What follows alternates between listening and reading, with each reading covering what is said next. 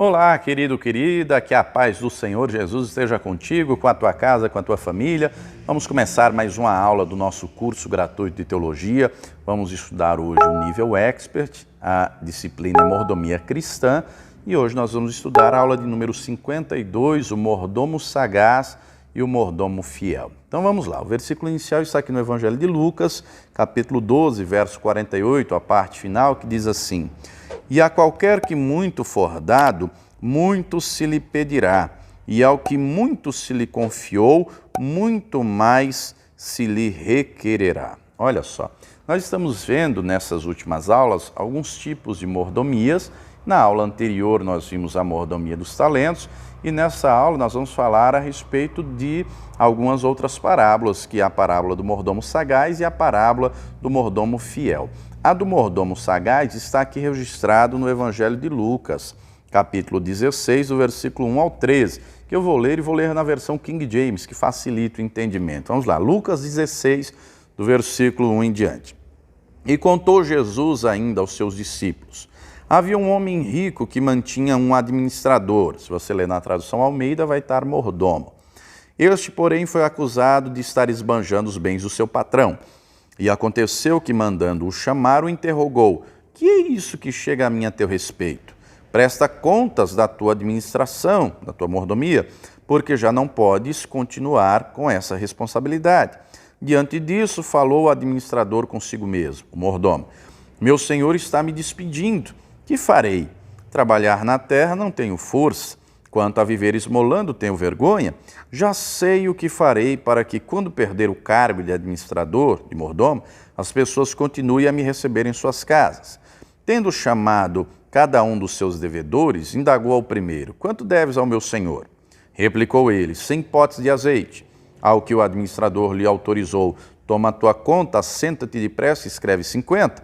Em seguida questionou outro: E tu quanto deves? Respondeu ele: 100 tonéis de trigo. E o administrador lhe orientou: Toma a tua conta e escreve 80.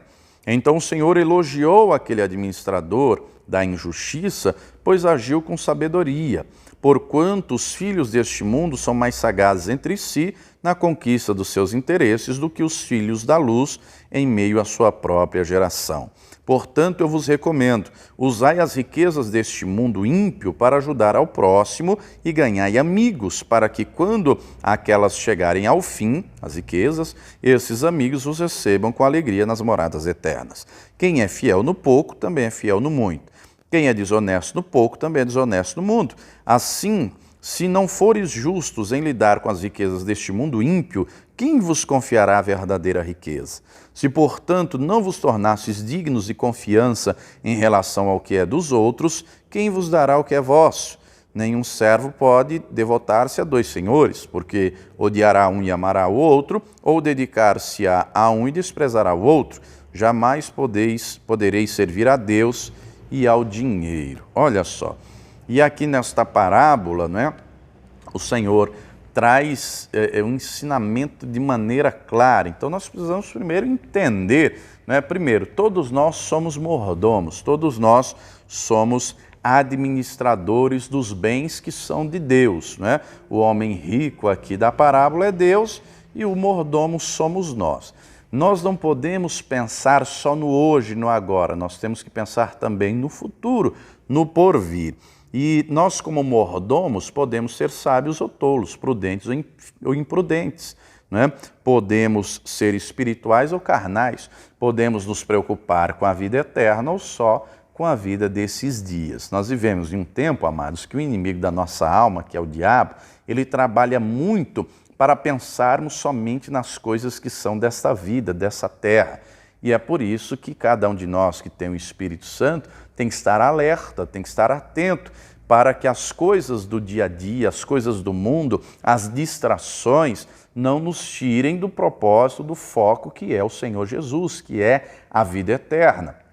Tem muita gente, infelizmente, que só pensa no hoje e no agora. Como diz Paulo em 1 Coríntios 15, se esperarmos em Cristo só nessa vida, somos os mais miseráveis de todo o mundo. Então nós não podemos esperar no Senhor só nessa vida. Deus, Ele quer nos abençoar e tem projetos para isso, e a palavra declara isso, né? Deuteronômio 28, se ouvirmos e obedecermos, as bênçãos vêm sobre nós já nessa vida. E no porvir, ele tem coisas maravilhosas, aquilo que o olho não viu, que o ouvido não ouviu, que não subiu ao coração do homem, coisas tão grandiosas que Paulo, que era poliglota, falava 4 idiomas, não teve como descrever. Lá em 2 Coríntios 12, ele diz que viu e ouviu coisas que são inefáveis. Para um homem que conhece e fala o aramaico, o hebraico, o grego e o latim, não saber descrever é porque de fato é algo espetacular, excelso, magnífico, algo glorioso que nenhuma língua humana conseguiria descrever tal grandeza. Mas muito bem, nós não podemos viver nessa terra pensando só no hoje, no agora, nós temos que pensar no futuro. Então Jesus conta a parábola que aquele mordomo, aquele administrador, foi acusado de estar dissipando os bens, né, de estar esbanjando aquilo que era do patrão. E aí o patrão chegou e disse: você precisa prestar contas, preste contas daquilo que eu confiei a você. Então aquele moço, aquele mordomo, aquele administrador, ele foi colocado de aviso prévio. E todos nós, amados, estamos de aviso prévio. Né? Em breve o Senhor Jesus voltará. Talvez seja já na nossa geração ou não, mas fato é que nós temos que nos preparar para a vida eterna. Se morrermos antes, Jesus já voltou para nós, amados. O destino eterno, não é? A eternidade com Deus é sem Deus, é escolhidos enquanto vivos. Então nós temos que nos preparar todos os dias permanecer firmes na presença do Senhor. Então, muito bem. Chegou o dia que aquele senhor disse: me preste contas. Aí o mordomo de aviso prévio pensou: preciso resolver as coisas rápido. Então o que ele fez? Ele foi aos devedores para conseguir receber algo. E é interessante que, se você ler Deuteronômio 23, 19, o texto diz que o povo de Deus ele não poderia emprestar aos irmãos e cobrar juros. E dizem alguns estudiosos, né, analisando esta parábola que o Senhor Jesus conta, que era um costume do povo de Israel, ao invés de aplicar juros no empréstimo, acredito que você sabe que todo o banco, você vai pegar um empréstimo, alguma coisa, tudo tem juros, né? Eu me lembro do caso de uma irmã que ela estava precisando de dinheiro e aí ela passando um dia no centro da cidade dela, chamaram ela lá, uma loja, para emprestar dinheiro. E ela me pega um empréstimo de R$ 2.500, que era o valor que ela precisava, só que olha os juros, para pagar 15 parcelas de R$ 552. Faça as contas, multiplique. Quanto é que vai dar esse dinheiro todo? Ela pegou R$ 2.500 para pagar em 15 meses, 15 parcelas de R$ 552. Não precisa ser um gênio da matemática, não é? Aí a irmã chega com dinheiro em casa, o marido dela pergunta para ela: o que foi, aconteceu? Peguei um empréstimo. Pegou, tal, como é que foi? E a irmã vai e conta para o marido: fulano, eu peguei um empréstimo para pagar 15 de 552. O marido colocou a mão na cabeça e falou: você está louca, mulher, você não está vendo o juro, que absurdo. Nós vamos pagar mais de 4 vezes o valor que você pegou emprestado, que juro absurdo. Teve que entrar com essa situação na justiça e aí, graças a Deus, conseguiu lá reduzir os juros. Mas Deus, lá em Deuteronômio, ele proíbe que os irmãos, os israelitas, não emprestassem aos irmãos emprestassem com juros. O que eles faziam então? Alguns estudiosos dizem que no momento de uma venda ou de algo que era de longo tempo, eles aumentavam excessivamente o preço.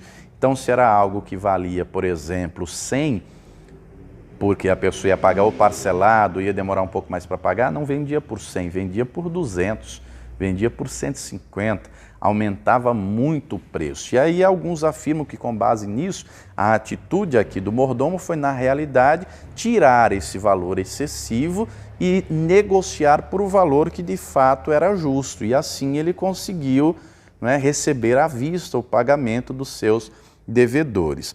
E é interessante que ele vai lá e ele faz essas contas, dá esses descontos e ele recebe. Quando diz no versículo 8 que o Senhor, que aquele homem rico louvou aquele mordomo, não é que Jesus estivesse, amados, incentivando a corrupção, o engano de maneira nenhuma. E até mesmo porque o intuito daqui da parábola, o intuito central, é deixar claro que nós temos que nos preparar hoje para a vida eterna. É deixar claro que o que nós fazemos hoje é determinante para a nossa eternidade.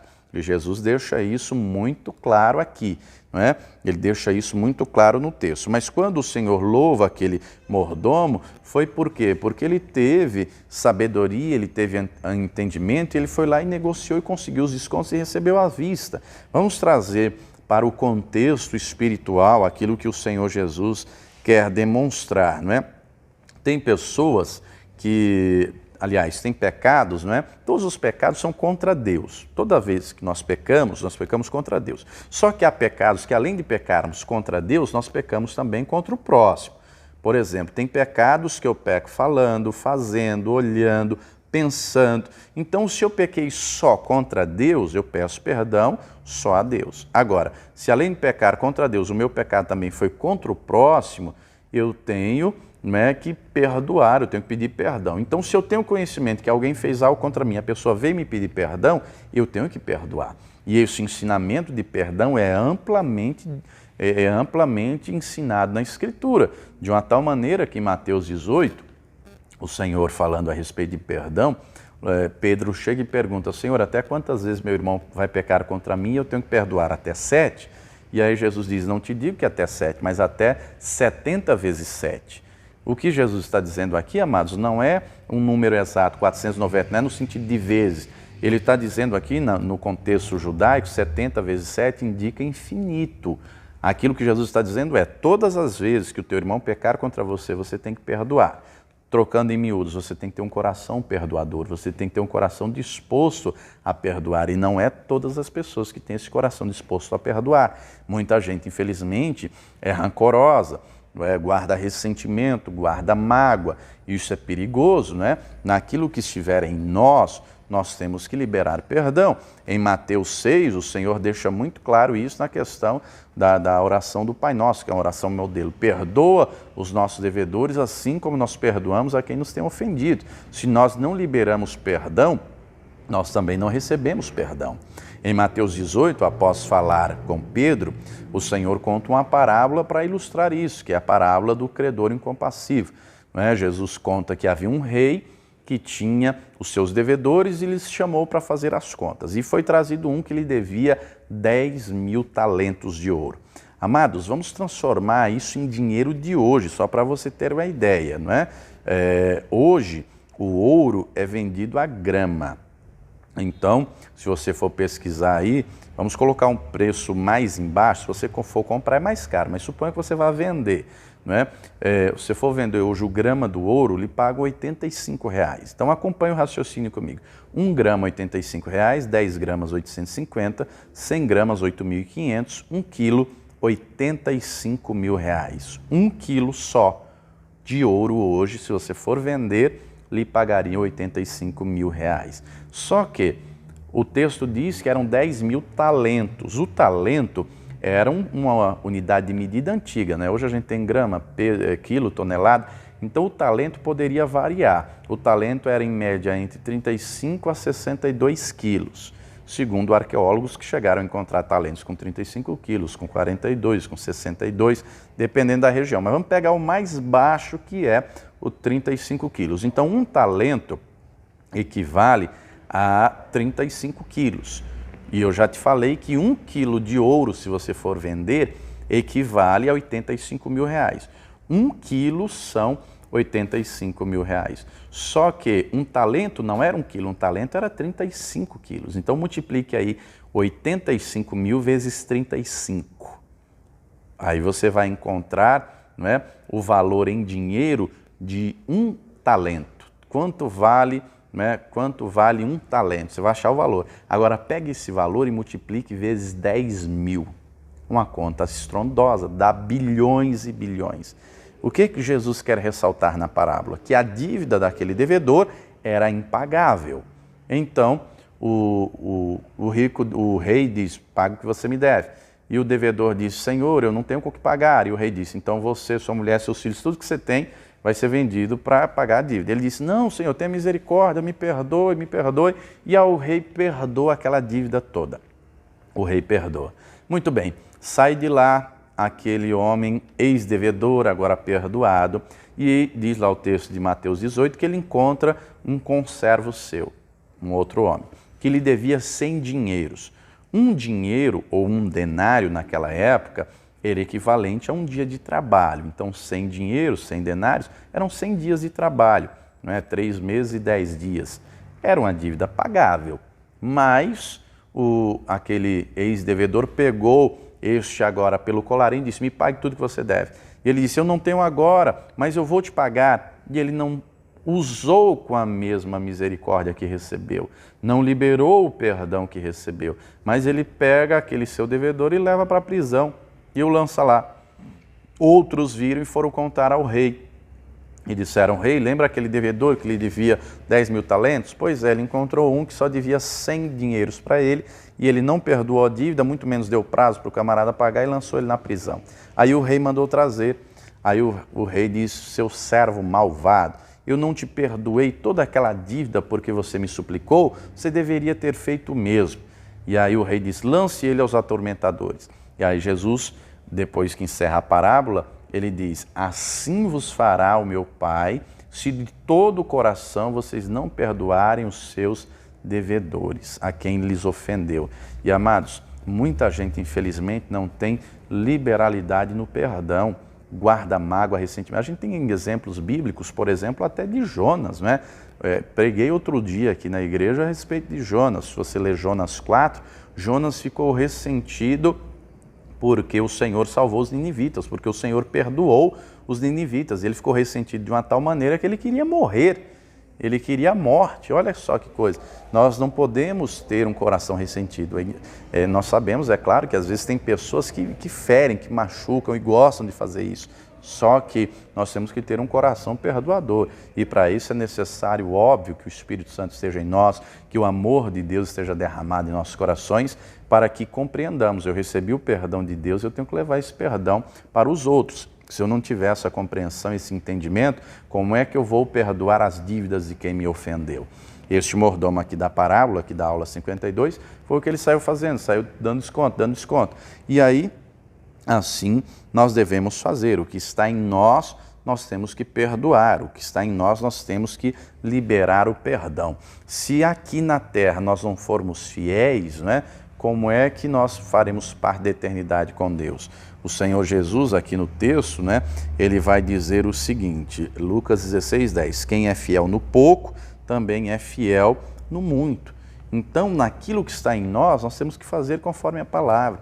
Naquilo que está em nós, nós temos que ser fiéis ao Senhor, não é? O versículo 11 diz, assim, se vós não fores justos em lidar com as riquezas deste mundo ímpio, quem vos confiará a verdadeira riqueza? A verdadeira riqueza é a que o Senhor tem preparado lá na glória. Coroa de justiça, coroa de salvação, recompensa, galardão, coisas gloriosas que Ele nos entregará. Mas entregará a quem? A quem é salvo, a quem estiver lá com Ele na glória, não é? Então, Jesus ressalta que enquanto estivermos aqui, nós temos que ter um coração perdoador. Não podemos ter um coração duro, um coração mau, não é? Como diz lá na carta aos Hebreus, capítulo de número 3, deixa eu ler aqui para você o que diz Hebreus capítulo 3, o versículo de número 12, o texto diz assim, irmãos, tende muito cuidado para que nenhum de vós mantenha um coração perverso e incrédulo que se afaste do Deus vivo. Pelo contrário, exortai-vos mutuamente todos os dias durante o tempo que se chama hoje, de maneira que nenhum de vós seja embrutecido pelo engano do pecado. Então, o engano do pecado é terrível. Tem muita gente, infelizmente, com coração duro, não é? E nós não podemos ter esse coração duro, não podemos ter um coração sujo. Os limpos de coração verão a Deus, como disse o Senhor Jesus lá em Mateus 5, no Sermão do Monte. Bem-aventurados os limpos, os puros de coração, porque eles verão o Senhor. Nós temos que limpar o nosso coração e compreender que nós temos que nos preparar hoje para a vida eterna. Quando o Senhor Jesus diz, os filhos das trevas são mais prudentes do que o da luz, é porque aquele mordomo, no contexto da parábola, né, sabendo que ia ficar desempregado, demitido, o que ele fez? Deu os descontos, para que ele conseguisse um novo emprego. Ele não conseguia cavar nem pedir esmolas. Então ele falou, eu tenho que me relacionar bem com o próximo para que quando eu for demitido aqui eu consiga um novo emprego. Se eu for demitido com a acusação de que dissipei os bens do meu antigo patrão, quem é que vai me contratar? Esse é o pensamento dele. Então ele se prepara, ele resolve a situação, ele recebe, com desconto, mas recebe, e assim ele vai poder conseguir um novo emprego em uma outra casa. Esse contexto, Jesus quer mostrar que nós temos que hoje nos preparar para a eternidade com Deus e nos preparar hoje com fidelidade, nos preparar hoje com santidade, nos preparar na presença do Senhor. E aí vem a segunda parábola, que é a parábola do mordomo fiel e prudente. Jesus conta a parábola de um mordomo que foi deixado sobre os seus bens. Deixa eu ler para você, aqui já está em Lucas capítulo 12. Evangelho de Lucas capítulo 12 é quando o Senhor Jesus conta essa parábola do servo fiel e prudente. Vamos ler aqui. Lucas capítulo 12, eu vou ler a partir do versículo 35, diz assim: estejais prontos para servir e conservai acesas as vossas candeias. Sede vós semelhantes aos servos que, quando esperam o seu senhor voltar de um banquete de casamento, para que, assim que chegar e anunciar-se, possa abrir-se-lhe a porta sem demora. Felizes aqueles servos a quem o Senhor, quando vier, os encontre vigilantes. Com toda a certeza vos asseguro que ele se vestirá para o servir, fará que se reclinem ao redor da mesa e pessoalmente irá ao encontro deles para servi-los. Ainda que chegue durante a alta noite ou ao raiar do dia, bem-aventurados os servos que o Senhor encontrar preparados. Compreendei, entretanto, isso. Se o pai de família soubesse a que hora havia de vir o assaltante, não permitiria que sua casa fosse invadida. Ficai também vós alertas, porque o Filho do Homem virá no momento em que menos esperais.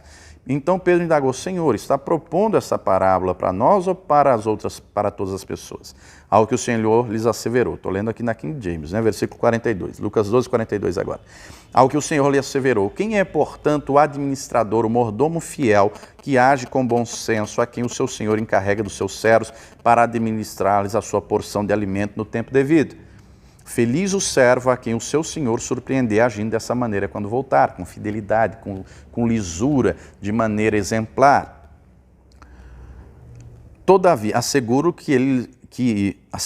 que ele o encarregará de todos os seus bens. Todavia, olha o verso 45, imaginai que esse servo pense consigo mesmo: meu senhor tarda demais a voltar, e por isso comece a agredir os demais servos e servas, entregando-se à glutonaria e embriaguez.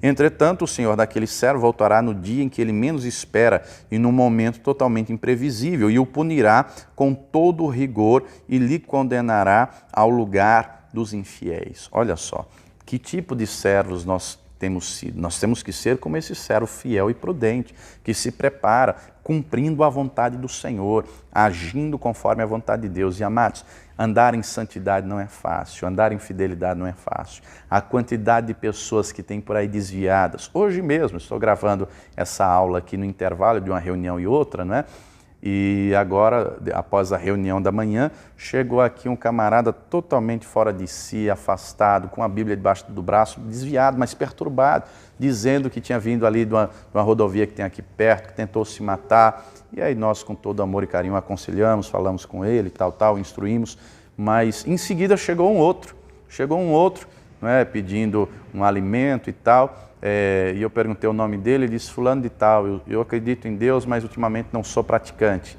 Olha só, o que nós temos hoje de pessoas desviadas, afastadas dos caminhos do Senhor, que não conseguiram permanecer, porque andar no pecado é mais fácil, andar no pecado é mais atrativo, e andar em santidade é difícil, amados, porque exige esforço da nossa parte. Exige esforço para ter uma vida de oração, de jejum, de estudo da palavra, de santidade, de busca ao Senhor. Mas é necessário nos prepararmos, porque quando o Senhor vier, valerá a pena. Agora, se acharmos, não, ele vai demorar a vir, isso daí não é para hoje não, eu vou viver a minha vida hoje, depois eu penso nisso.